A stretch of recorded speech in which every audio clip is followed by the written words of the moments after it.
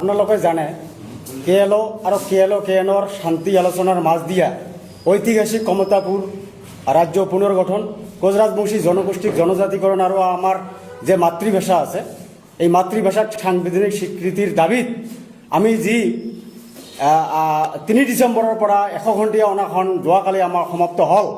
কিন্তু দেখা গল যে অসম চৰকাৰ আৰু ভাৰত চৰকাৰে আমাৰ এই গণতান্ত্ৰিক আন্দোলনটোত তেওঁলোকে কোনো সন্মান জনোৱা নাই বা গুৰুত্ব নিদিলে তাৰ পৰিপ্ৰেক্ষিতত আমি আজি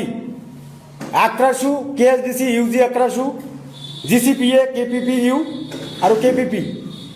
এই আমাৰ কোচ ৰাজবংশী জাতীয় সংগঠন একত্ৰিতভাৱে আমি অহা 16 ডিসেম্বৰেৰ পৰা অনিৰ্দিষ্টকাল ৰেল অবৰোধেৰ কাৰ্যসূচী আমি আজিৰ পৰা ঘোষণা কৰা হল তো গতিকে মই আপোনালোকৰ জৰিয়তে আমাৰ গোটেই কোচ ৰাজবংশী জনগোষ্ঠীয় দল সংগঠন জাতি ধর্ম নির্বিশেষে সকলে আমার এই কোচ রাজবংশী জাতির উদ্ধার উত্তরণের স্বার্থত ন্যায্য প্রাপ্তর দাবির তাগিদাত জাতিটাক উদ্ধার করার তাগিদাত যে আমার রেল অবরোধের কার্যসূচীটো আমি কৰিবলৈ গৈ আছো 16 তাৰিখে সকলৰে সহায় সহযোগিতা উপস্থিতি হিল দল ভাঙি ভাৰত চৰকাৰ আৰু অসম চৰকাৰক দেখুৱাই দিব লাগে যে কোচ ৰাজবংশী জনগোষ্ঠী কিমান শক্তিশালী স্তব্ধ কৰি দিব লাগিব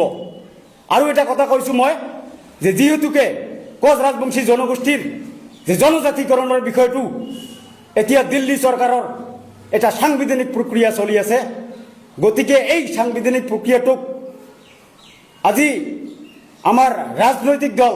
শাসক বিরোধী উভয় পক্ষকে আমি দাবি জানাইছো আপনালোকে এই জনজাতিকরণের বিষয়টো রাজনৈতিক মেৰ পেছক সোমাই নলব যদি সঁচা সঁচিকৈ আপোনালোকৰ কোচ ৰাজবংশী জনগোষ্ঠীৰ ওপৰত যদি আপোনালোকৰ যদি সহায় মৰ্মিত আছে তেনেহলে জনজাতিকৰণ 26 নিৰ্বাচনৰ পূৰ্বে কৰিবই লাগিব আৰু এইটোৱে দাবি জানাইছো যে 26 বিধানসভা নির্বাচনের তারিখ ঘোষণা হওয়ার আগত যদি জনজাতিকরণের সাংবিধানিক স্বীকৃতি রাষ্ট্রপতির যদি স্বীকৃতি নহয় তেনেহলে গোটেই কোচ রাজবংশী জনগোষ্ঠী বিজেপি দলক আমি বিশ্বাসঘাতক এটা দল বুলি ঘোষণা কৰিবলৈ বাধ্য হম আৰু 26 নির্বাচনত গোটেই বিজেপির বিরুদ্ধে আমি ওলাই পড়িম যিকোনো প্রকারে বিজেপিক আমি নিঃশেষ করার ফিল্ডত নামি পড়িম আমি আগতে ঘোষণা কৰি থৈছো যে 26ৰ বিধানসভা নিৰ্বাচনৰ আগত আমি জনজাতিকৰণৰ মৰ্যাদা লাভ নকৰিলে আমি বিজেপিৰ বিৰুদ্ধে সমুখ সমৰত লিপ্ত হম আমাৰ এই আন্দোলন হিংসা পৰ্যায়লৈ যাব পাৰে আমি তেতিয়া আমাৰ সহগোষ্ঠী যিখিনি মানুহ আছে নেতা আছে বিজেপি দলৰ কৰ্মী আছে তেখেতসকলক সকলোকে আমি বিজেপি দলৰ পৰা ওলাই আহিবলৈ আহ্বান জনাম চৰকাৰৰ পৰা ওলাই আহিবলৈ আহ্বান জনাম কাৰণ জনজাতিকৰণৰ মৰ্যাদা নিদিলে প্ৰতাৰণা কৰিলে আমাৰ কোচ ৰাজবংশীসকলে এই দলটোত বিজেপি দলত থকাৰ কোনো অধিকাৰ নাই আৰু তেখেতসকলে যদি আমাৰ এই আহ্বানৰ প্ৰতি দলৰ মজিয়াৰ পৰা ওলাই নাহে চৰকাৰৰ পৰা ওলাই নাহে তেতিয়াহ'লে আমি তেখেতসকলক আমাৰ গাঁও আমাৰ অঞ্চলৰ সমাজত বাধা আৰোপ কৰিম নিৰ্বাচনী সভা সমিতি কৰাত বাধা আৰোপ কৰিম লাগিলে এই ব্যৱস্থাটো যিকোনো পৰ্যায়লৈ যাবলৈ হলেও আমি তাৰ কাৰণে সাজু আছো যে 26ৰ বিধানসভা নিৰ্বাচনৰ আগতে আমাক জনজাতিকৰণ লাগিব আৰু আমি এইটো স্পষ্টভাৱে কৈছো নহলে কিন্তু আমি যিকোনো পৰ্যায়লৈ যাব বুলি আমি ইতিমধ্যে ঘোষণা কৰি থৈছো কিন্তু আমি দেখিছো যে মাৰ্চৰ পৰা অসমৰ বিধানসভা নিৰ্বাচনৰ অধিসূচনা জাৰি হ'ব গতিকে আমি 26ৰ বিধানসভা নিৰ্বাচনৰ আগতে কেনেকৈ জনজাতিৰ মৰ্যাদা লাভ কৰিম আৰু পূৰ্বতো এই কাৰণে আমাৰ বিশ্বাস আৰু আস্থা নোহোৱা হৈছে পূৰ্বতো এইখন চৰকাৰে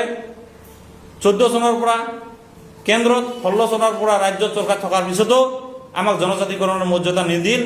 আৰু 19ত নিৰ্বাচনৰ আগমুহূৰ্তত খৰখেদা হৈ 19ত বিলখন লৈ পেলাই 6 জনগোষ্ঠীৰ জনজাতিকৰণৰ বিলখন লৈ পেলাই ৰাজ্যসভাত লৈ গ'ল কিন্তু সেই বিলখনক লৈ কোনো ধৰণৰ ৰাজ্যসভাত আলোচনা নহল কোনো ধৰণৰ যুক্তি বিতৰ্ক নহল গতিকে আমি ভাবিছো সেইটো ৰাস্তাৰে এইবাৰ চৰকাৰে কাম কৰি আছে গতিকে আমাৰ এই আন্দোলনৰ কাৰ্যসূচী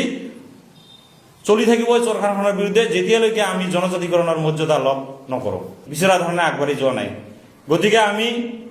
আমাৰ এই জনজাতিকৰণৰ দাবী কেএলঅৰ লগত শান্তি আলোচনা আদিকে কৰি বিভিন্ন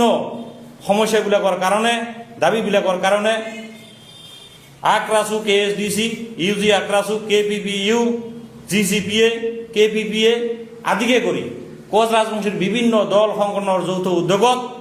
অহা 16 তাৰিখে অসম উত্তৰ বংগৰ বিভিন্ন ঠাইত আমি ৰেল অৱৰোধৰ কাৰ্যসূচী ঘোষণা কৰিছোঁ। আৰু এই ৰেল অৱৰোধৰ কাৰ্যসূচীত